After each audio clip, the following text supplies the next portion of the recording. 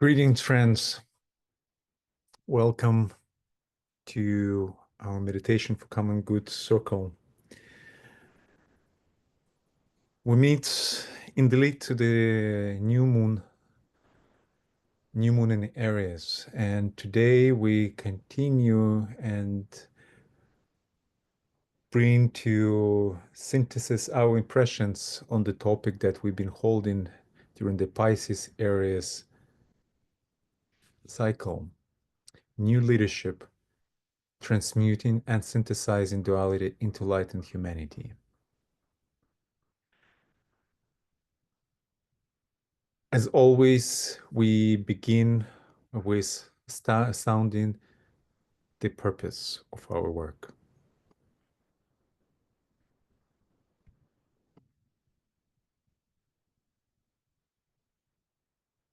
Over to you, Birgit.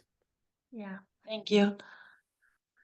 Our purpose is to magnetize the ideas of common good, freedom, and brotherhood as the highest values of humanity at this time. We recognize and cherish diversity of perspectives in our group, creating a space capable of invoking, receiving, interpreting, and radiating a higher synthetic vision. We serve as an Asramic outpost, building a group bridge of Buddhic energy. We evoke the soul of humanity. We envision humanity as being the seed that is flowering. We prepare the way for the reappearance of the coming one.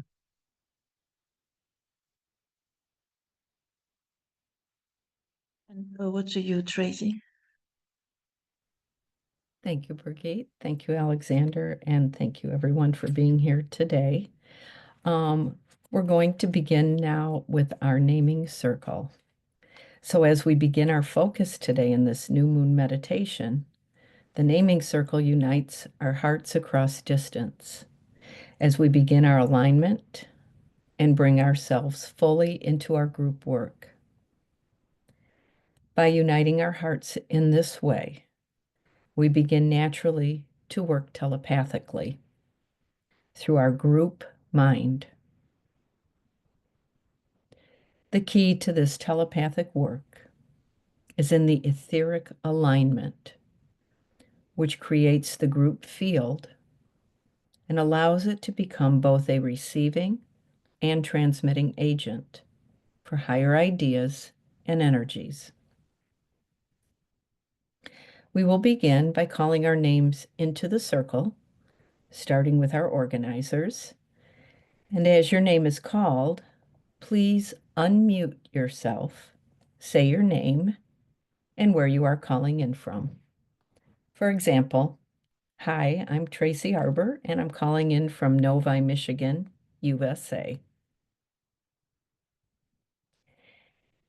And as we go through this, let us turn our attention to our hearts and the heart center of the group gathered today, as each one of us calls ourselves into the circle. Alexander.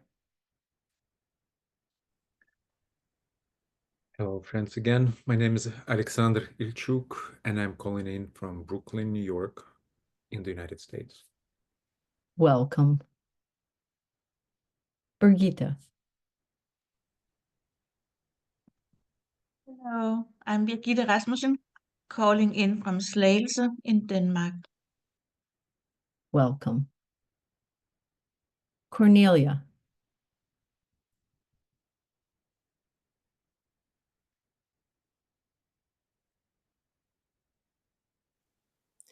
Cornelia Featherstone from Findhorn in Scotland. Welcome. Jillian. Hello, everyone. I'm Jill from Norfolk, UK. Welcome. Catherine. Aloha, everyone. This is Catherine Heller, and I'm calling in from Pahoa, Hawaii in the United States. Thank you. Welcome. Katya. Hi, Katja Kaufman, calling from New York, US. Welcome. Lynn. Hello, everyone. This is Lynn Green, and I'm in Central Ohio, Columbus, Ohio, in the United States. Welcome. Robin. Hello, this is Robin Gross, calling from what is considered the heartland in the USA. Welcome.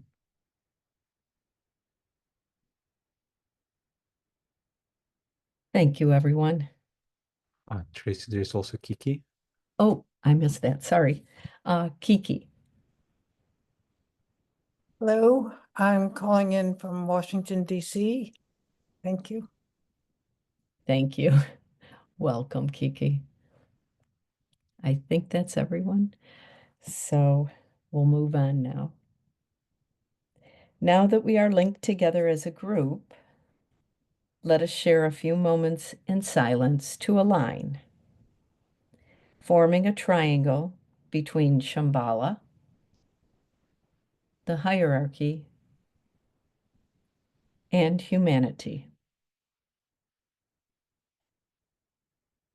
May our efforts be of the highest vibration in selfless service for our purpose.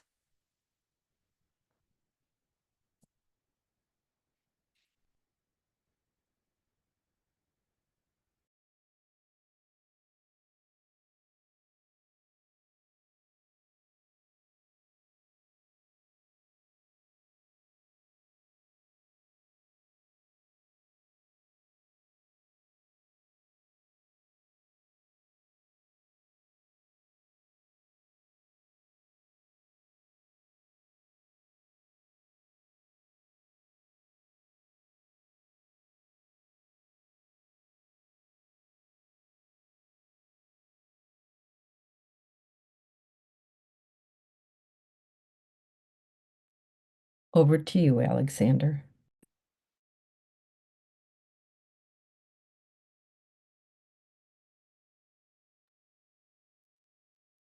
Thank you, Tracy. And thank you, friends. Today, we continue reflecting on the questions that Birgit offered to us at the time of the full moon. We continue sharing our impressions, and we seek by the end of our sharing to come up with the synthetic thoughts, synthetic seeds that we will offer into the group chalice. Seeds that will be magnetized through our meditation and radiated into human mental field, humanity's mental field, and thus stimulating and inspiring thinkers of the world in the lone path of our collective evolution.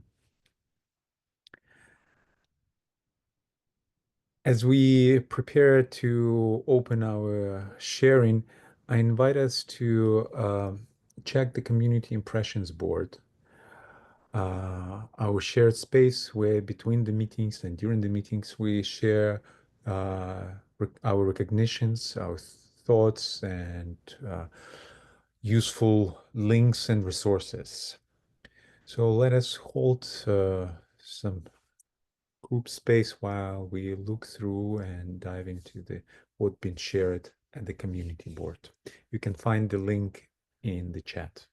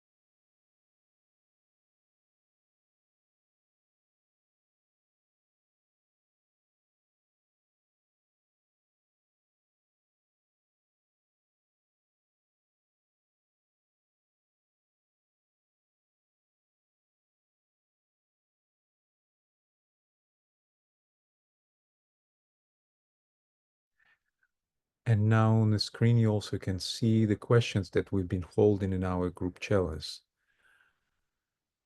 So as we prepare to share, please read again the questions, reminding ourselves.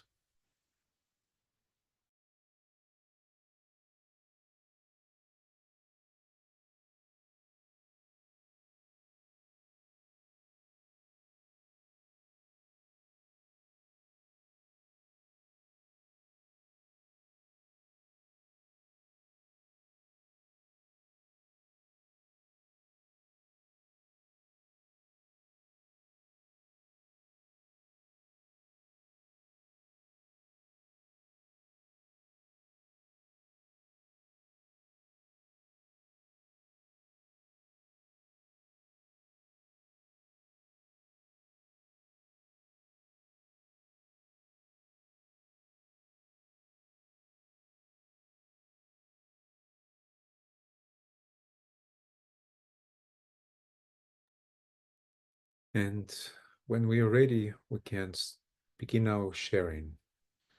And as we share, let us hold the sense of the space between us, the group receptive space.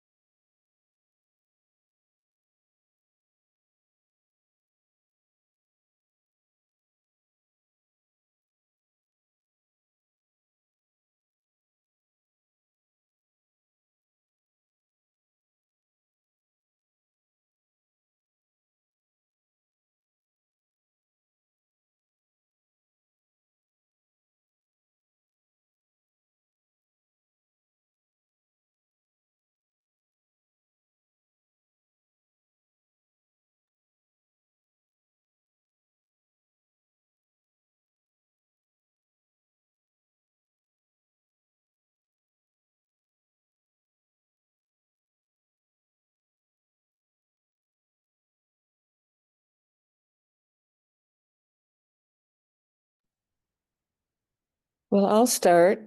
This is Catherine. I've been surprised and astonished and really moved into thought um, about by the political situation in the United States and the leadership of the United States, and realized that there was a very long time of a building of a duality for certain members of the United States. It seems that I, I've heard recently something about that all of um, the the human rights that were and all the hardships that needing human rights that have been named and developed. There were certain policies and then laws brought into form in the United States over many decades, has been perceived by some white males as a diminishing of their power and a diminishing of their choices and a diminishing of their safety. And that this is some of the impulse for being so kind of gleefully, destructively leading in a way that's slashing policies and ways of being and grants and perspectives. And I've heard even something about, everything was anti-white male, and now the white male are rising. And that's so far from any of my thoughts, or from most of my thoughts. Certainly there was some sense of that there had been a white race patriarchal design, and that certainly as a woman, I felt like there was, well, very little opportunity for me in my youth, in the 60s, 70s. I'm looking for a job. I in the newspaper the first time, it was a help wanted female or a help wanted male. And there were many jobs that I wasn't, supposed to apply for. And then that surprised me as a young person, as a teenager, coming up into the working world. And so I was aware certainly of that there has been an increasing, there have been protections and increasing possibilities for me as a female. And I've certainly been aware of wanting to increase the possibilities for people of color who are my friends and who are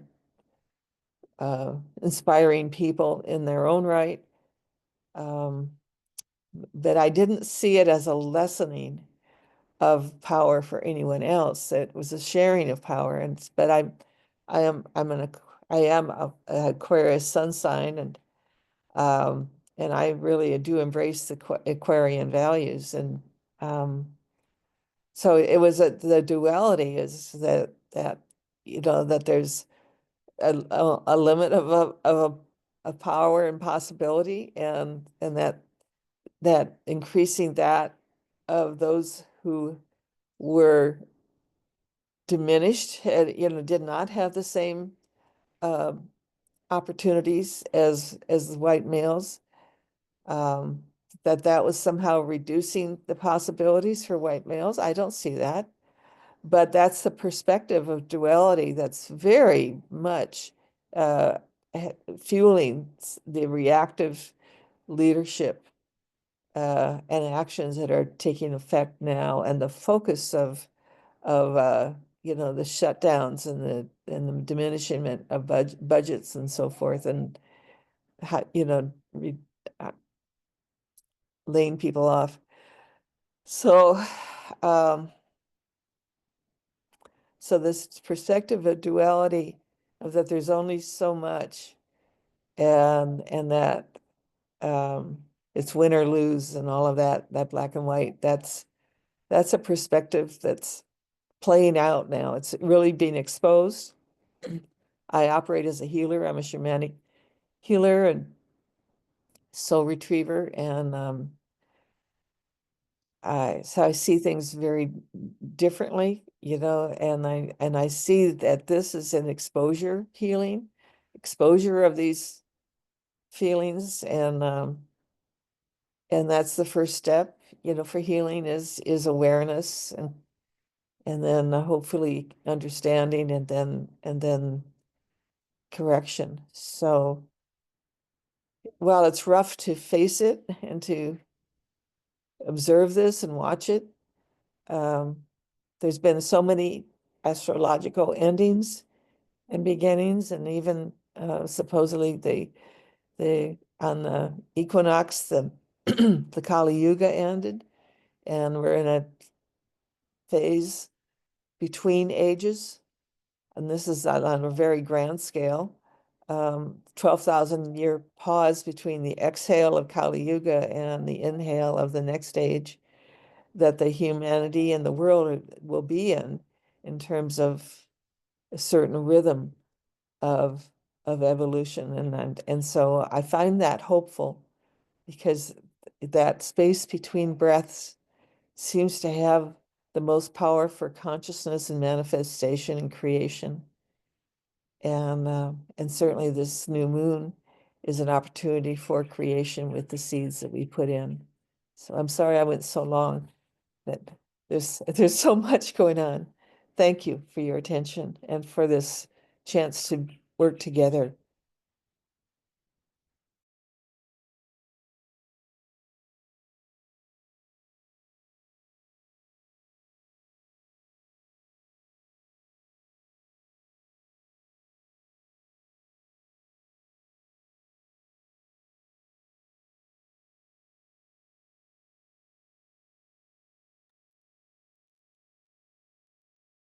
Hi, I feel as strongly as Catherine does about situations in the world at the minute, and every day I'm challenged how to greet the news of that morning. And each day I have to sort of control an anger or temper in a way. And I'm finding the only way is I can get hold of the situations is trying to find a very deep patience within to weigh and tolerate and take in others' views as much as I think they're really mean-spirited and not coming from the right place at all. But by being really angry, we're not going to get anywhere with that emotion. And it seems that it's a control of emotions, at least for me, and finding a balance somewhere. And what Alexander said at the beginning, that love is stronger than darkness, or what was it, Alexander? And because love seems to be stronger than anything. And I personally just have to keep going back to love as the rock upon which to stand and to go forward. And it is stronger than darkness. It's stronger than evil. Love will win out in the end. And how we get about that, I don't know. I mean, patience and all that is fine, but well, I think politicians on a daily basis, many are trying to go that route. But anyway, that's it for the minute. Thank you.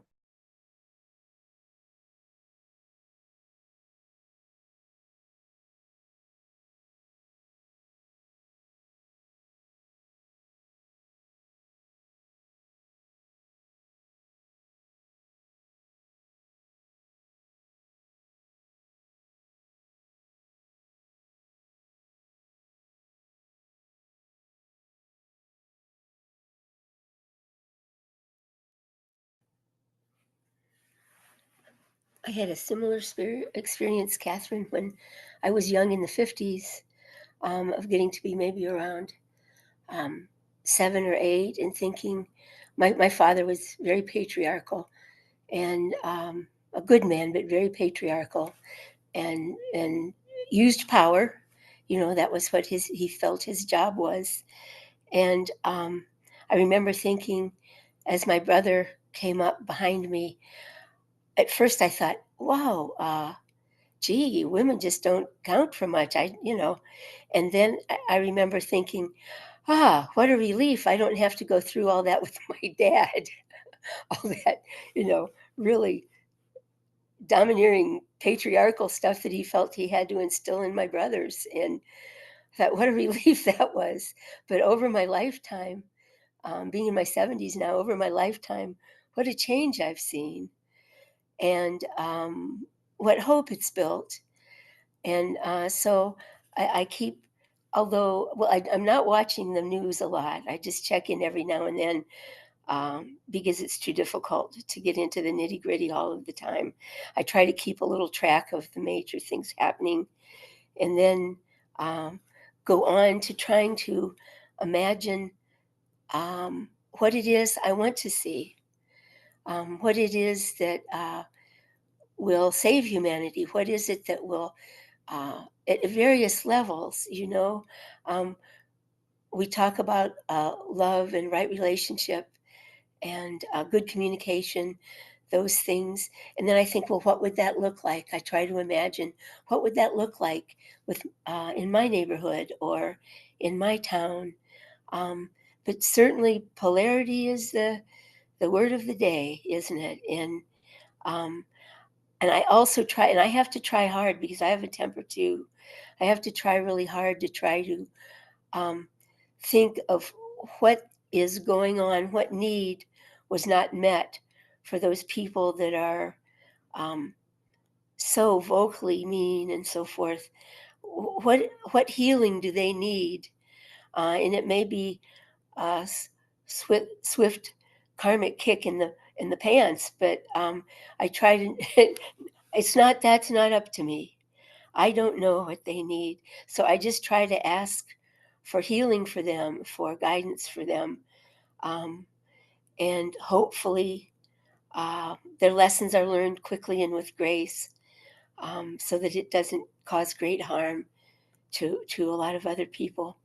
Uh, it's a real challenge to be alive right now, but there have always been challenges. I think of the challenges. I was in college in the 60s, and the challenges then were great also, especially great. But there's something in me that says this is right now what I came into this lifetime to do. And hopefully in some little way I can help. And I think being with all of you makes me think that it could maybe be bigger because of our group, that maybe we can have some really important uh, um, influence and make some important contributions since we're all together. It's saving me from a bit from the anger and the sadness. The things that started in the 60s, seeing them pulled apart and somewhat destroyed. A lot of things that were started back then. And but I'm the eternal optimist, I guess, whether it's deserved or not.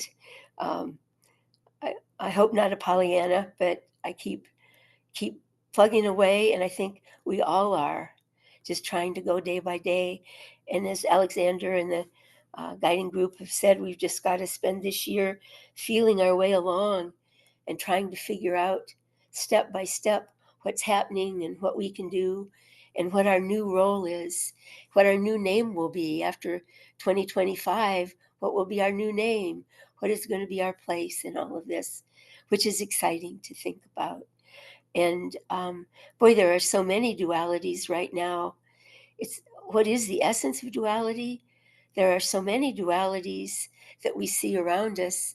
I feel like the duality is not only political, but of the levels that people are functioning on. There's great duality there, as some of you have said.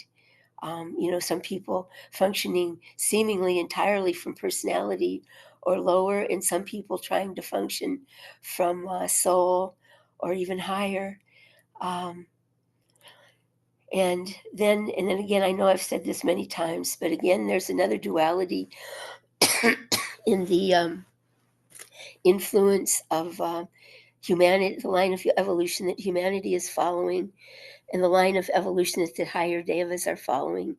And in us trying to bring together that duality to manifest spiritual things on earth. I'm also so glad to be a part of this group and other spiritual groups that I'm in that keep trying to shine the light and say positive things whenever possible.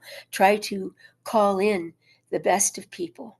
Try to somehow call in the best and raise up the level of interactions. Thank you, everyone.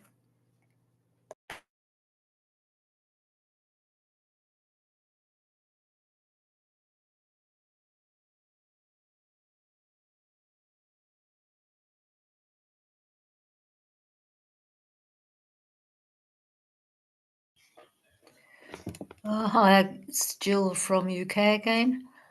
Thanks for all the comments. And I think duality has to exist because everything must have an opposite to be recognized. If we didn't experience hate, we'd not have such a good appreciation of love, for example. In this country, I feel sorry for you in America for the way you've landed at the moment. In this country, our government, I think, is trying, but they're having their problems because we've just had another mini budget or some such thing. And it seems to have hammered the people who need the money more than it hammers anybody else. So I think we're not good at choosing the right leaders. And I think people need more education when they're younger to recognise a soul-led person when they see one, so that they can start looking for those people to give into positions of power, so that there's a chance that the ordinary people might be looked after as they should be. Thank you.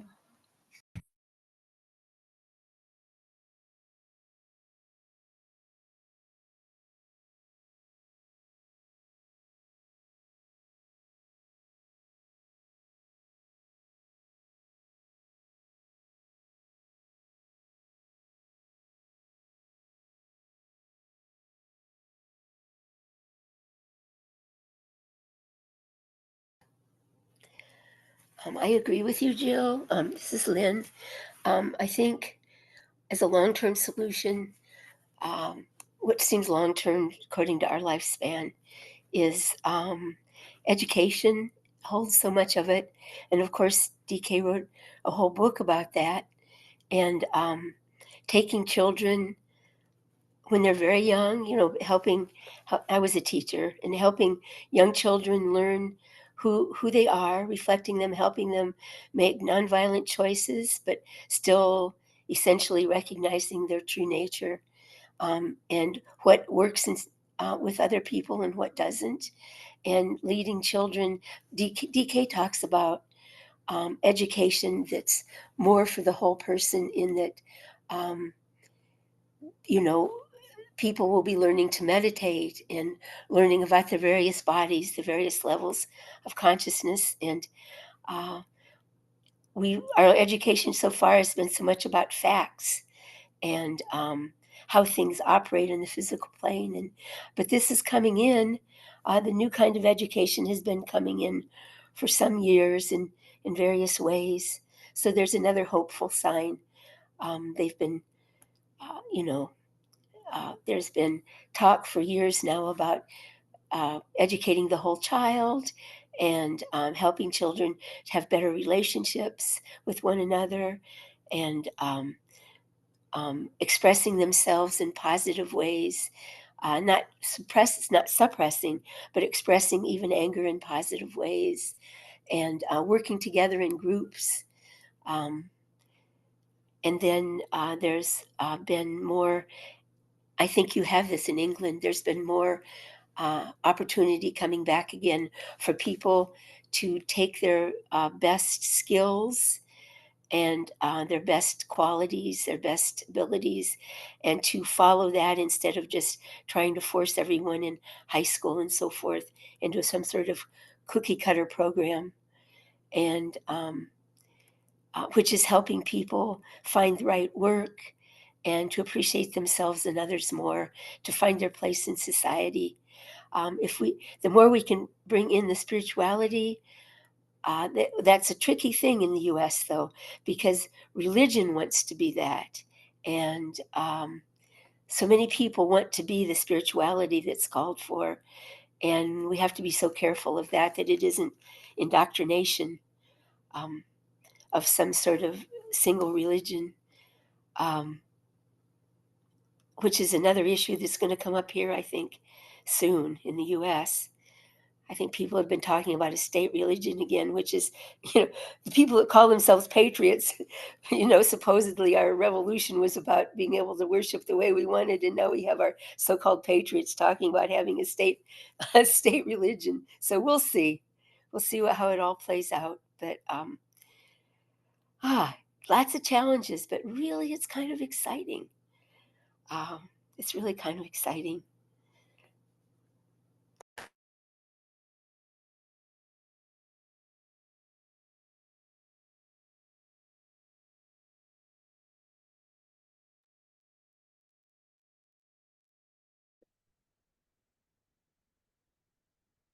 Days ago, I came across an interesting post on Instagram, and I tried to share. It's on the screen. It's in a way, it's in response to what Kiki was sharing before. Okay, just let me see how to show my. Yeah, that's what I want to show.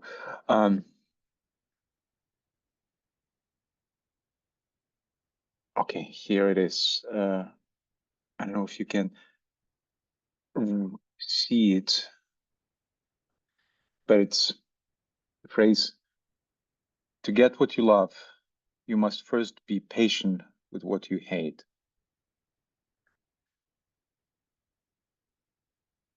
And this is supposedly from Al-Ghazali, great Sufi poet. And it's really stopped me because it's not an easy call, and it's definitely calls to a certain degree of detachment and shift to the plane from where the hate is not possible. It's not easy, and like for me, this phrase came as a challenge, particularly challenge in relations to what's happening in my country, which is Ukraine. But I think it's important to think for us when we think about duality that becomes more and more clear in the world today, and more from a historic perspective and from the historic perspective of the 20th century. And we have the luxury of masters speaking to us via the blue books about the history of the 20th century, so we know what is the esoteric meaning of the events that's been unfolding. And really tremendous event, which we probably just now might start appreciating more, happened in the middle of last century, when in response to the sufferings of humanity, these extraplanetary beings, the avatar of synthesis and spirit of peace, they responded to this outcry of humanity, and whom we know as Lords of Liberation. They responded to this call, and the impulse of their approach created such a wave of change on the planet. And so I think that's all that we know from our lives and the last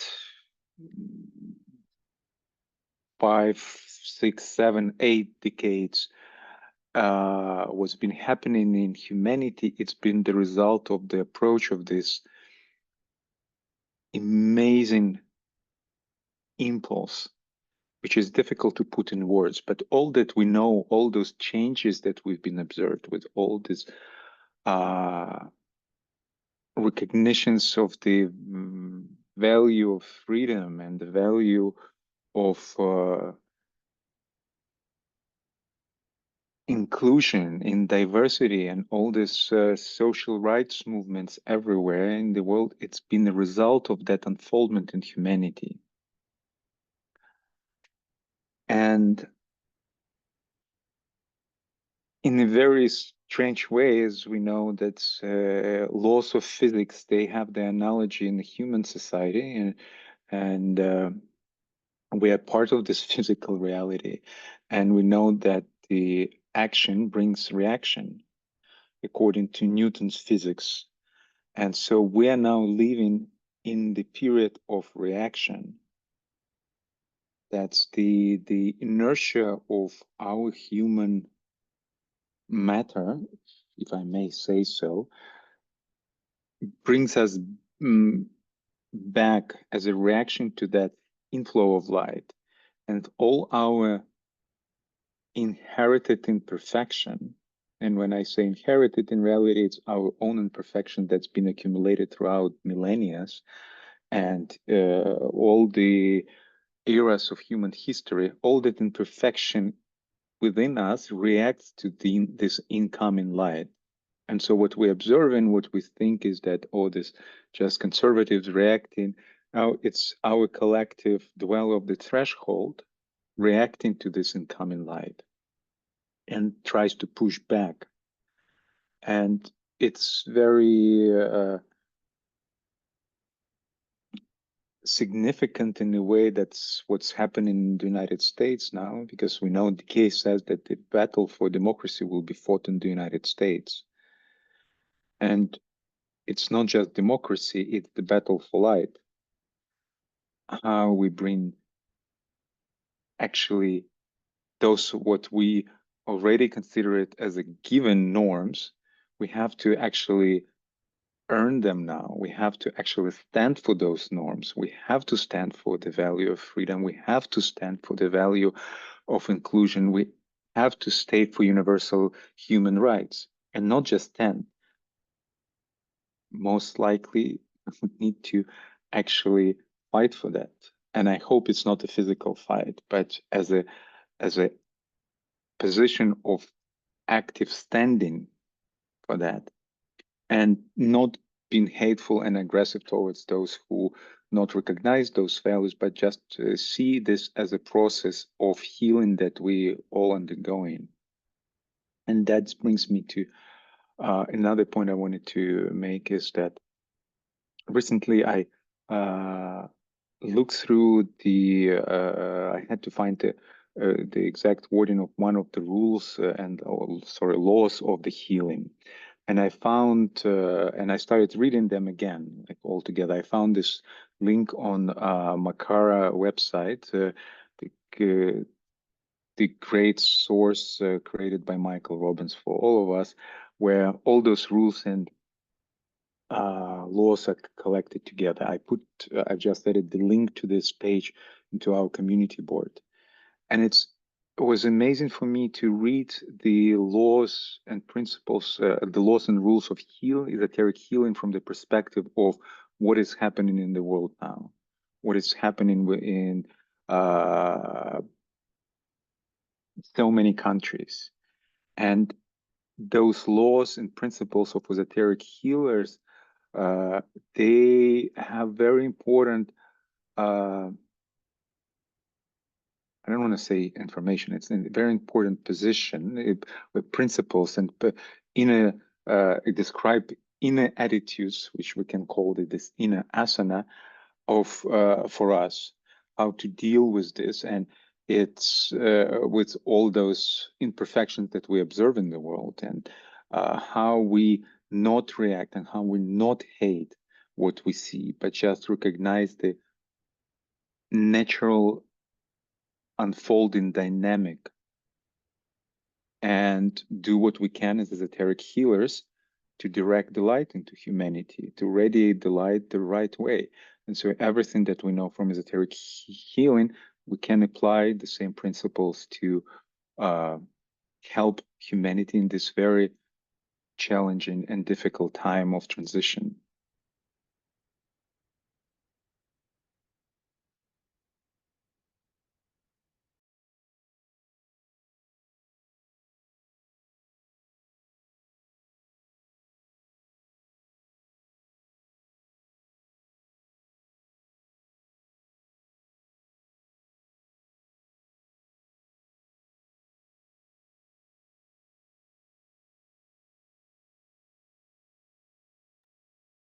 I hope I could be like you could hear me because I switched to my earphones. Yeah, we did. Okay, thank you.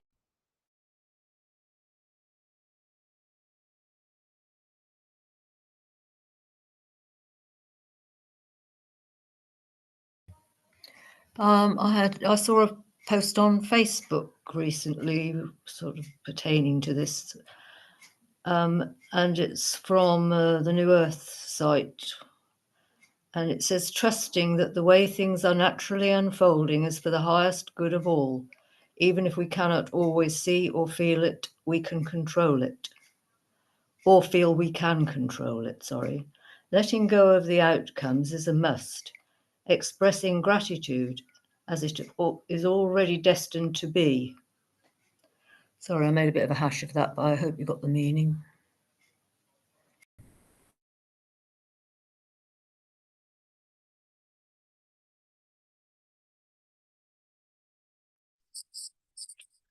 Now, as you talk, as you speak, things that come to mind as those dualities, like outcome and like working for the outcome and not being attached to the outcome, right? Duality. Love and hate.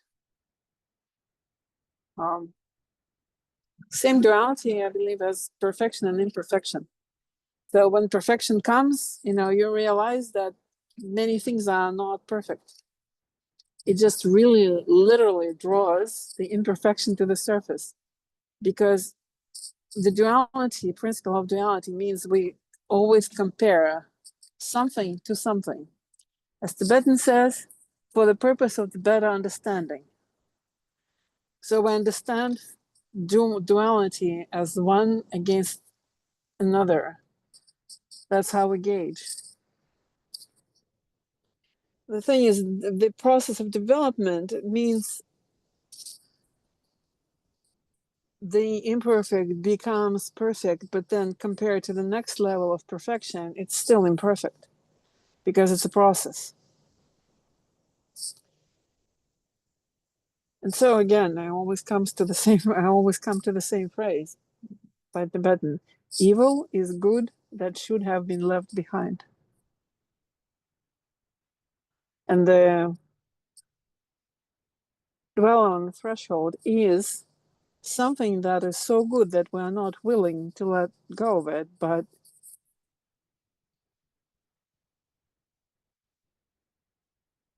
then the new cannot come in.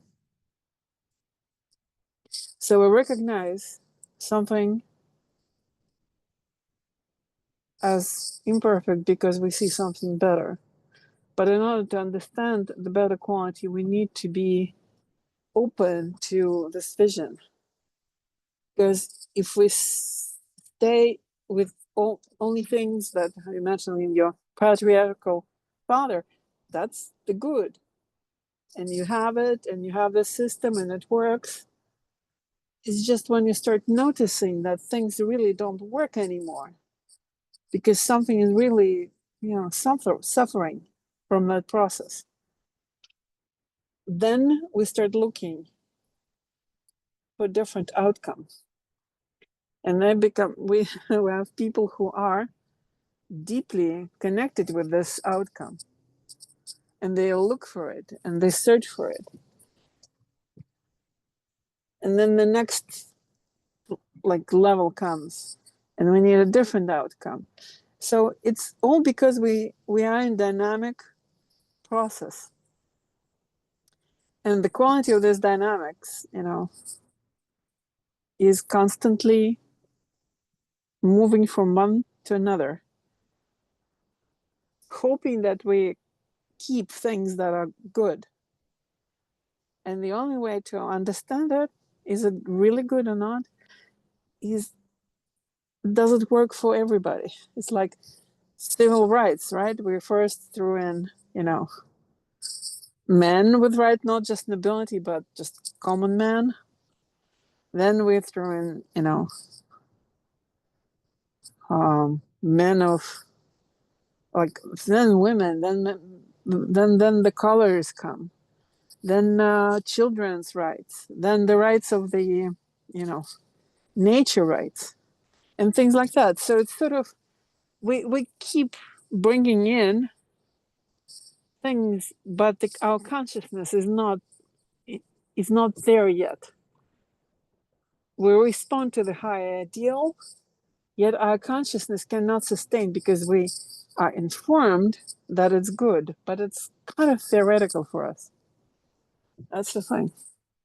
So when it becomes practically important, like when the water in your house becomes toxic and polluted, then you understand not only your own suffering, but the suffering of this, entities of nature that are being poisoned because they're poisoning us.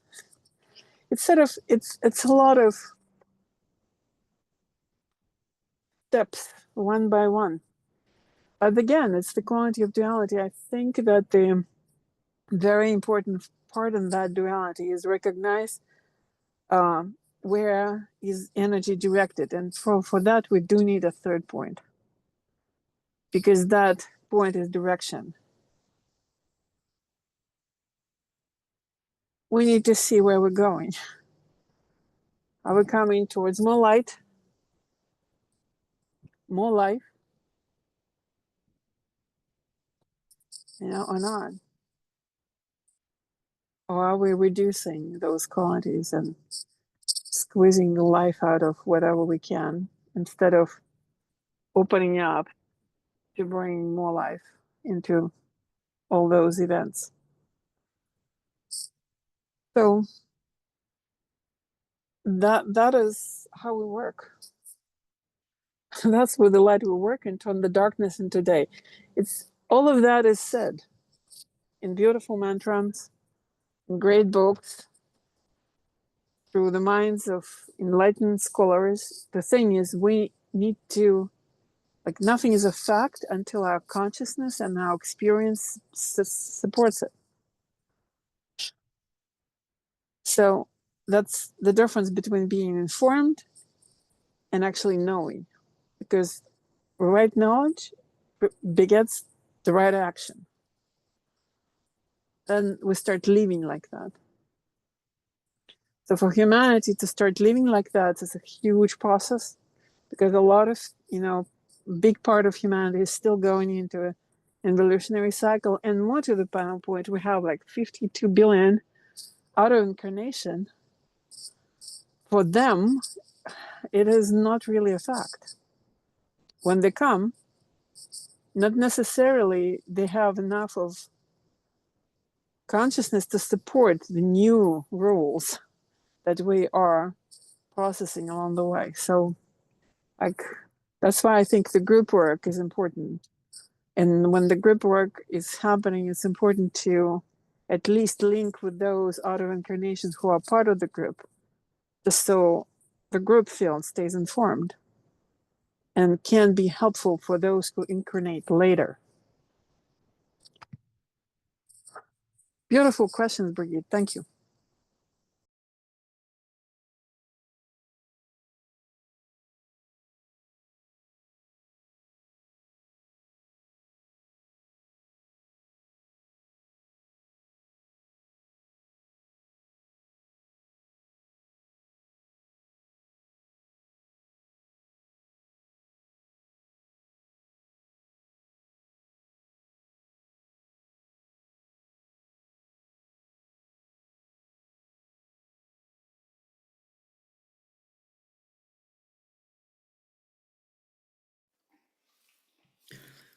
I'm wondering whether we are in a sort of both and situation where, like Alexander showed that quote earlier, that we need to be patient with hate before we can recognize love.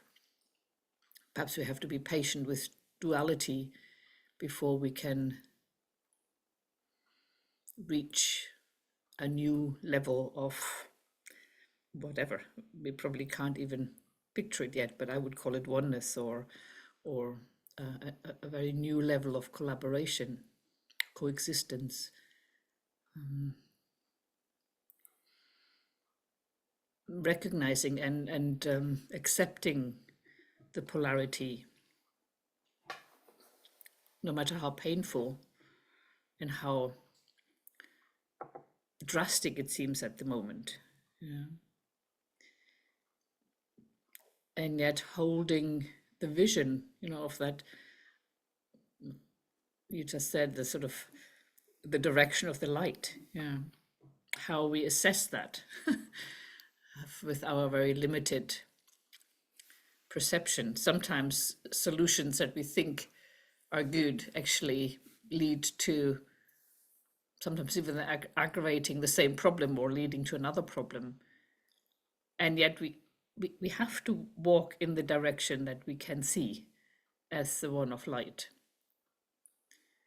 and reach for a greater sense of oneness in and through the polarity. After I witnessed that horrendous scene in the Oval Office on the 28th of February, I felt that all I could do, I could despair, of course, but all I could do is really look at how I can become more familiar with the archetype of bullying.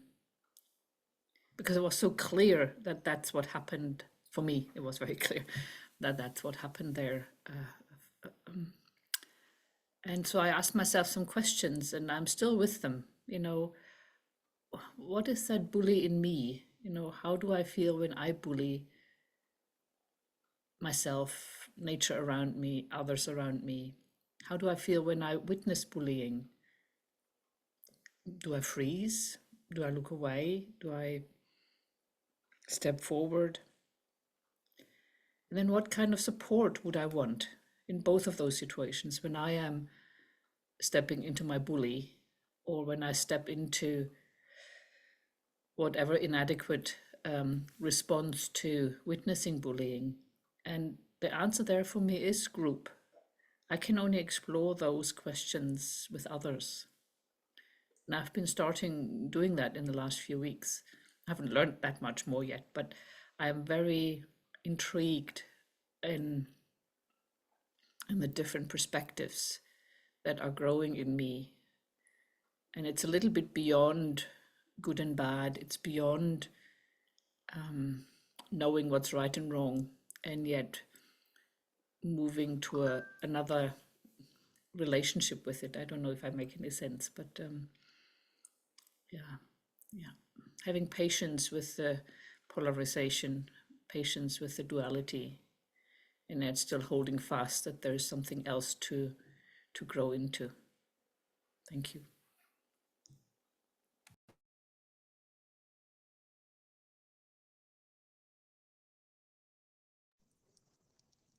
Oh, it does make total sense to me. Because I believe that the first level of building and expanding consciousness is through our daily living, and see those dualities having, anchored within us, ourselves. And then, if we honestly look and acknowledge the presence of that, then the next thing is the group, because within that group probably will be people who have this issue resolved, and the quality is expanded, and they can share. And it's not so much about the experience sometimes, but about the vibration of issue resolved. Not something that never existed. Some people come in incarnation, it's already done. They don't have this issue. But some, have the issue and they get that resolved. And they can share that through the group, being this pattern of energy flowing in a way that it allows you to develop, to evolve. So, yeah.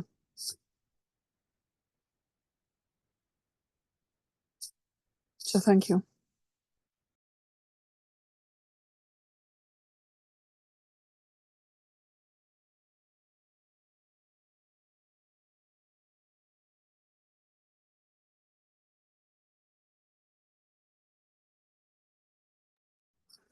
And one more thing is just the human evolution is through Gemini and Sagittarius from duality into one pointedness.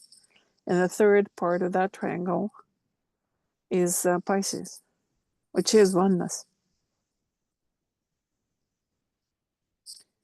Oneness of the all greater levels, spirit and matter, high lives and low lives, not lower lives, but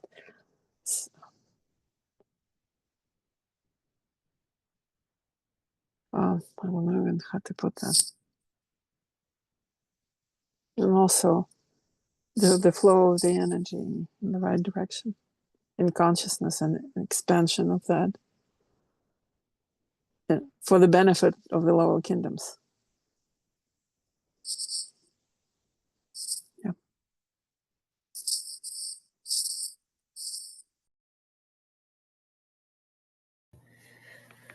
I think, Katya, maybe what I'm hearing you say is raising our energy as often as possible, to raising our energy to a higher state, like to the soul consciousness, where the opposites don't even exist. And then not only raising our energy, but when I'm trying to raise my energy, I often think of all of you, and I think of the new group of world servers, and joining with that, especially when doing invocations in the evening, or I imagine that we're all joined together in consciousness at a higher level, at least the level of the soul. And there's such a flow, wonderful flow of energy that I believe is very healing. And that's something I think we all probably do sometimes. I think our group, as I said before, I think our group is strong, and there are other spiritual groups we're affiliated with, and that whole brings great strength to our cause.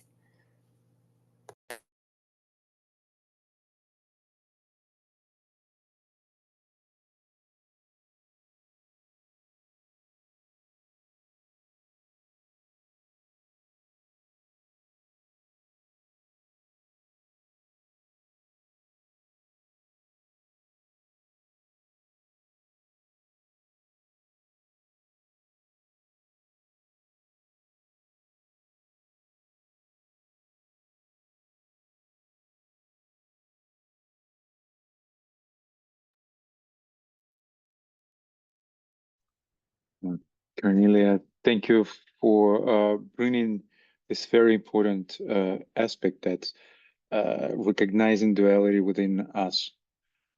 And at the end of the day, that's the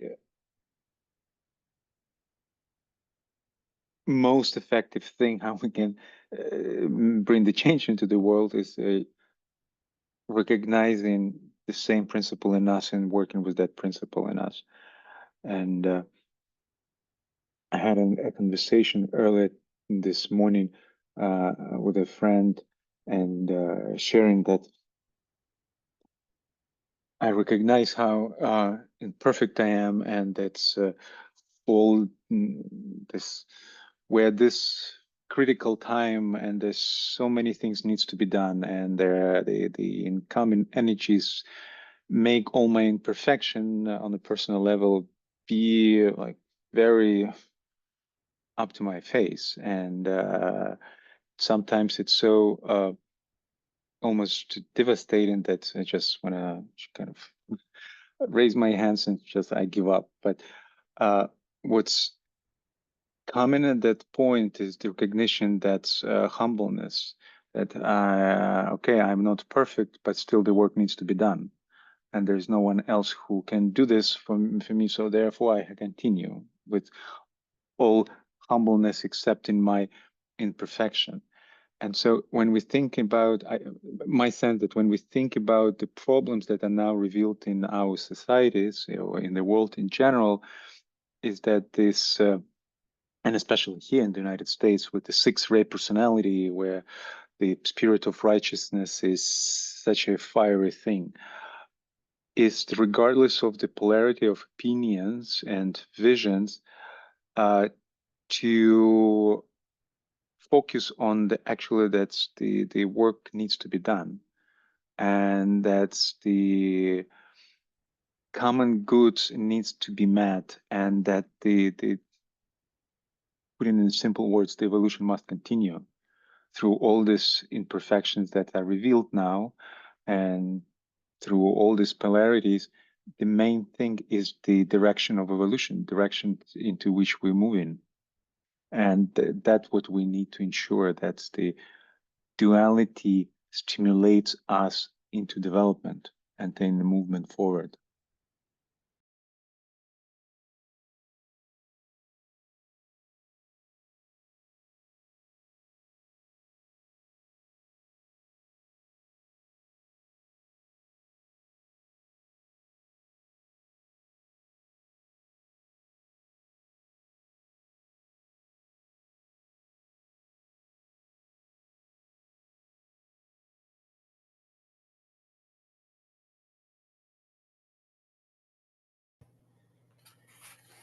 My thinking may be limited in this, so I'd appreciate anyone who can see beyond it to say so.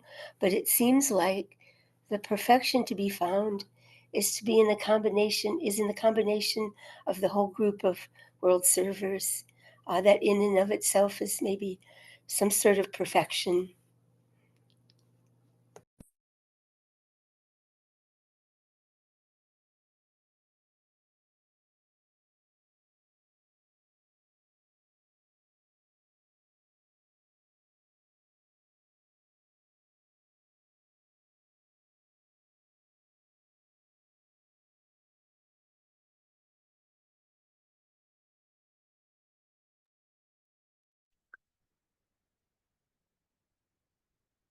I have to put my other hat now and acknowledge the flow of time, and that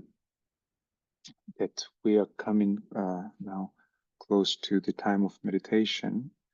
And just before we shift our gears, if anyone else who didn't have a chance to share yet would like to offer any cognitions into the circle.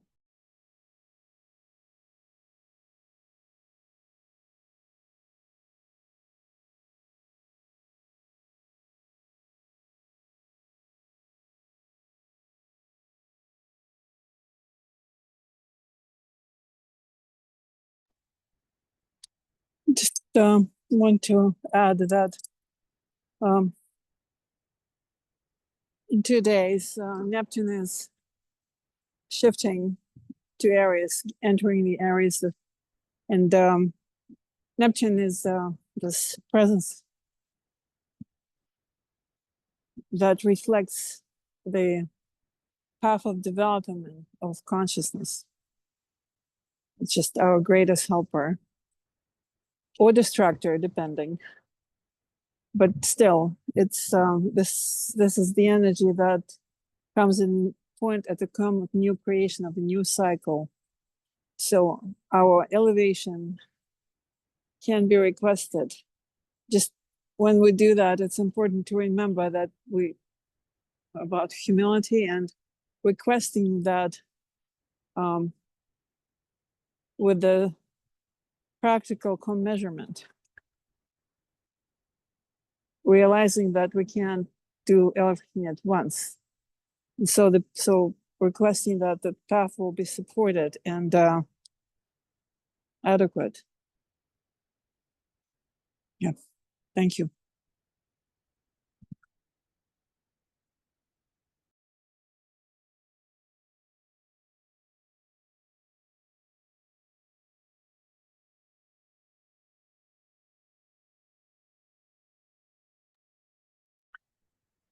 Birgit, would you please prepare us meditation and take us into this act of group service.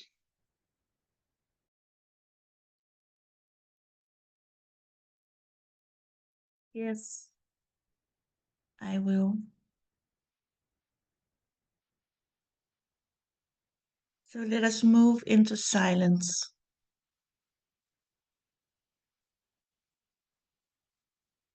And be aware of the stillness within.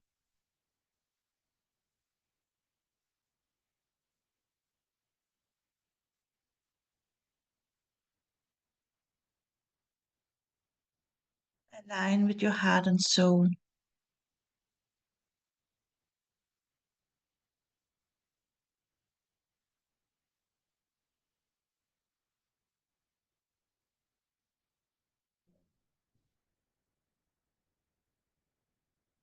And align with the group heart, the group mind, and the group soul.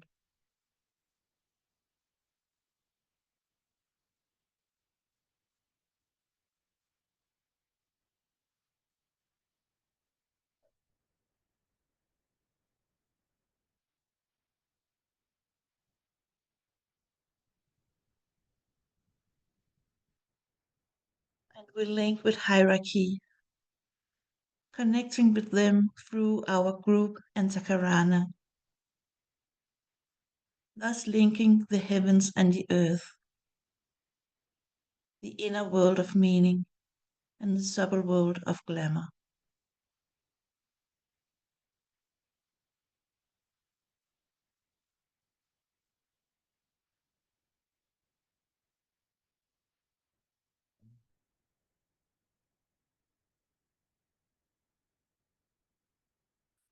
Visualize our glowing beauty chalice,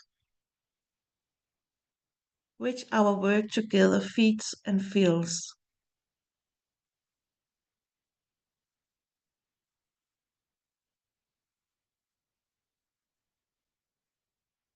This golden chalice is made of thousands of threads of lighted golden energy that we have provided as we have stood together in the contemplation of our lighted thoughts.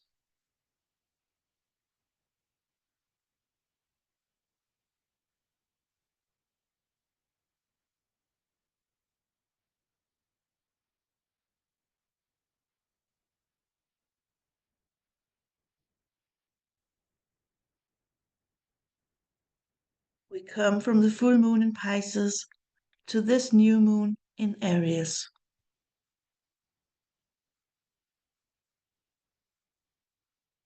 Aries is the birthplace of divine ideas, and Aries is part of the cardinal cross. This is the cross of God, the Father, and therefore of incarnating monad. It is the expression of will, as it expresses itself through the great creative process.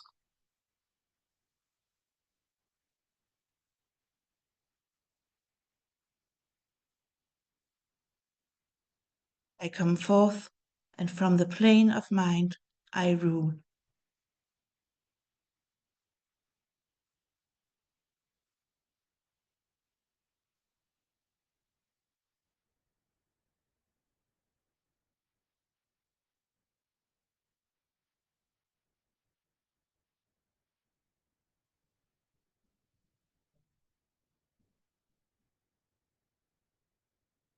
So let us reconnect with our topic, new leadership, transmuting and synthesizing duality into light in humanity.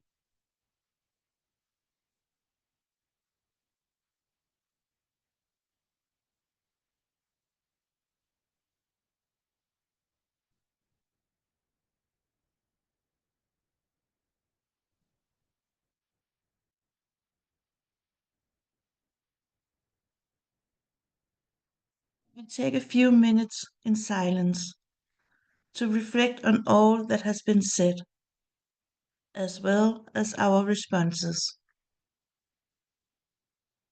We ask the hierarchy to guide and inspire us as we allow our thoughts to crystallize, grasping the essence of the purpose of our work throughout this cycle.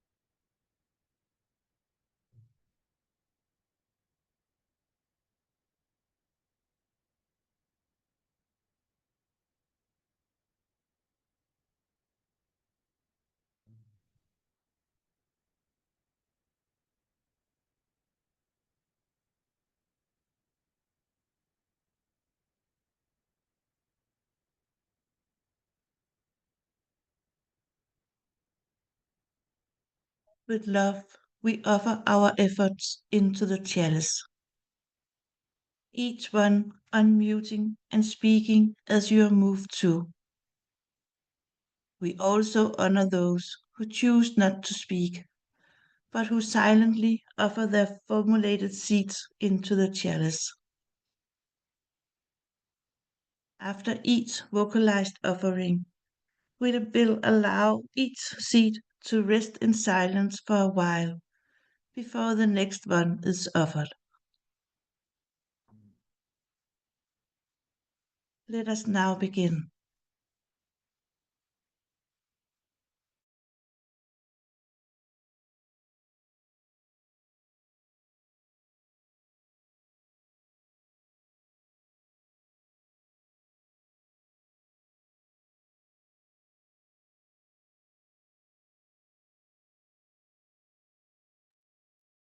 Highest love is duality in absolute form, which brings harmony and right relationships and leadership.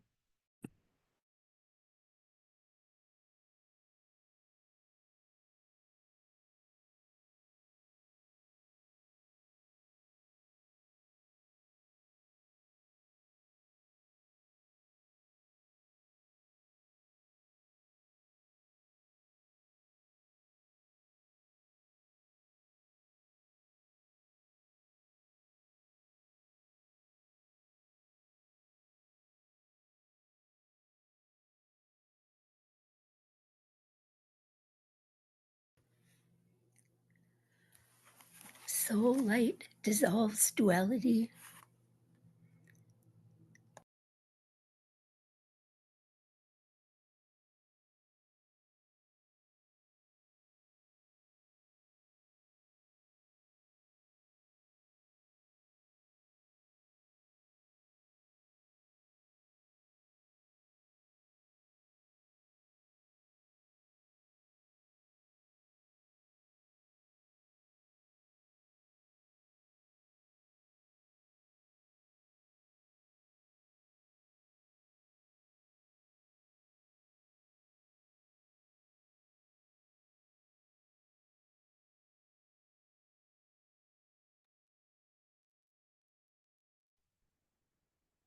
Let Pisces teach us to recognize duality and choose the direction of soul with dynamism of Aries.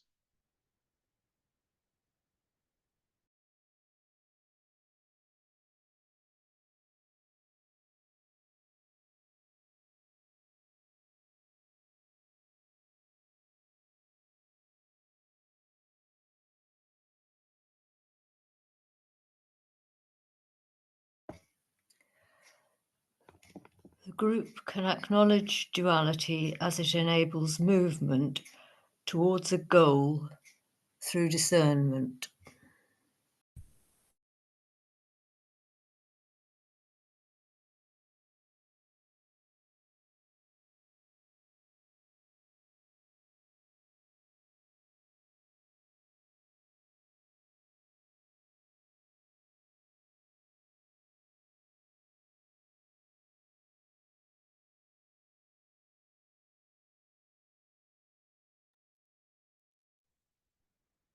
Let the will to harmonize prevail.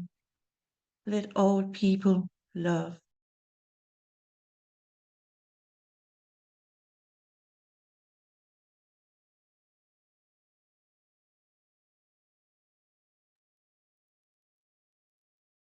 The power of the one life is pouring through humanity.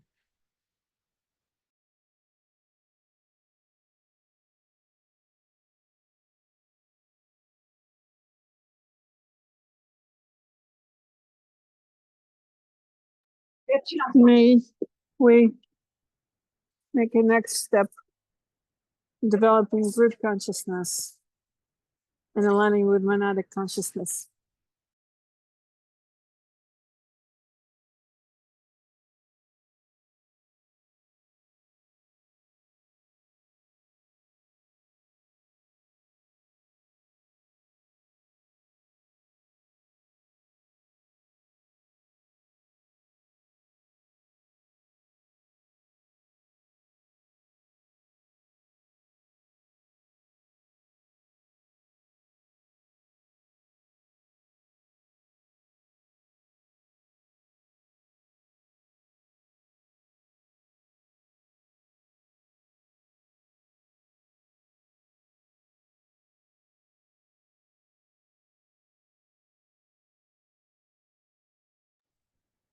The will to express love, wisdom, and to hold for harmony.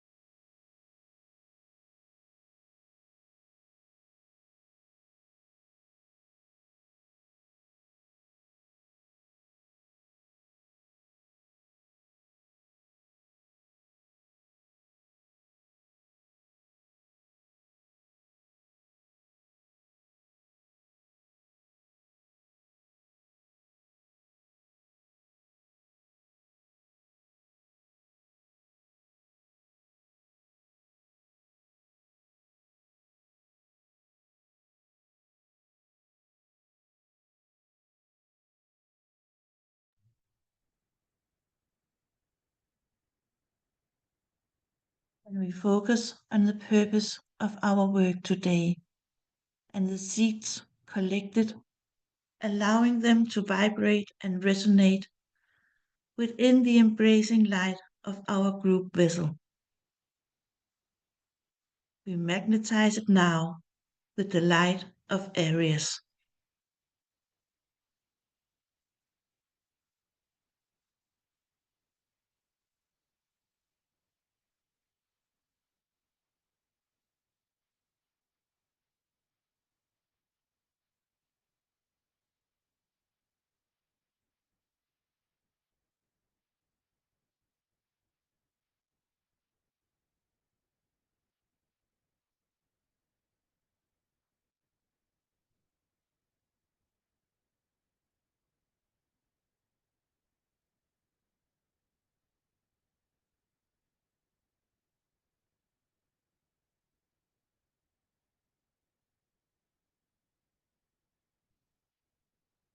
And we invoke the will to good to empower our group intention.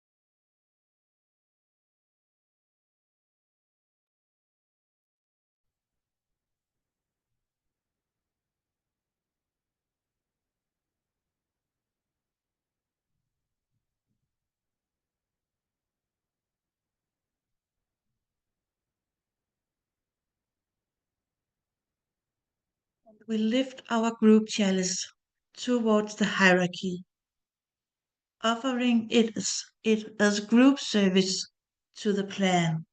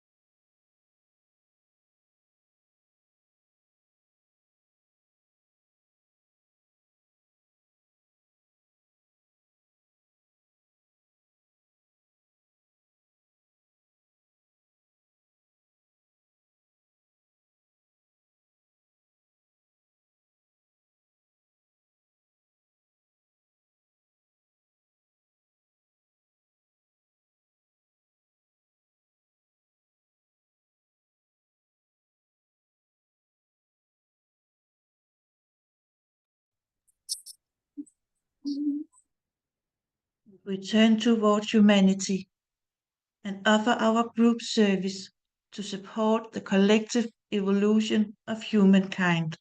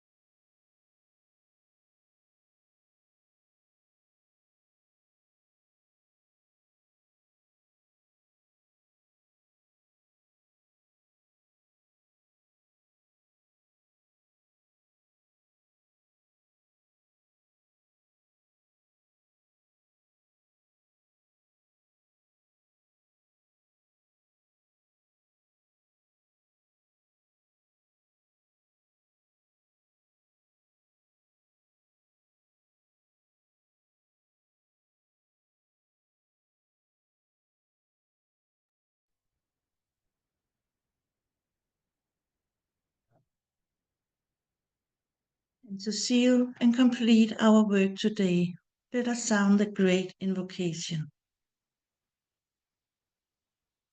From the point of light within the mind of God, let light stream thought into human minds. May light descend on earth.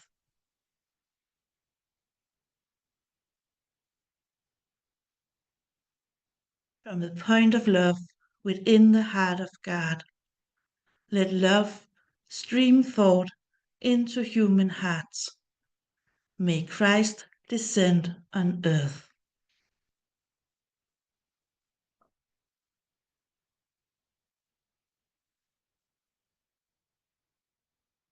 From the center where the will of God is known, let purpose guide all little human wills.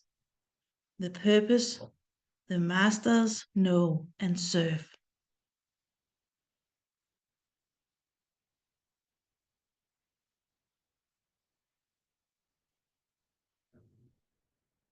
From the center which we call humanity, let the plan of love and light work out, and make seal the door where evil dwells. Let light and love and power restore the plan on earth. Om.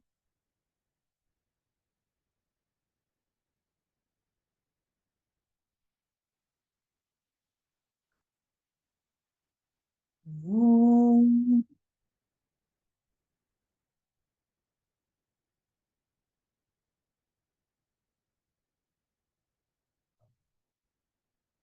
Om.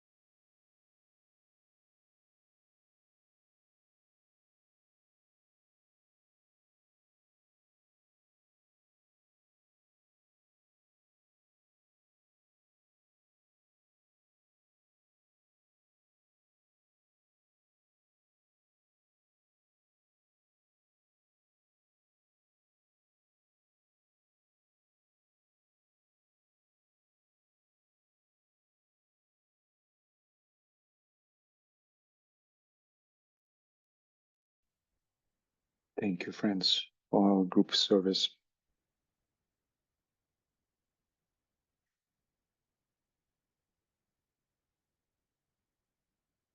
We are now in the new cycle of the astrological year, and we invite you to consider focalizing one of the cycles, the meditation for the common good, in this new astrological year.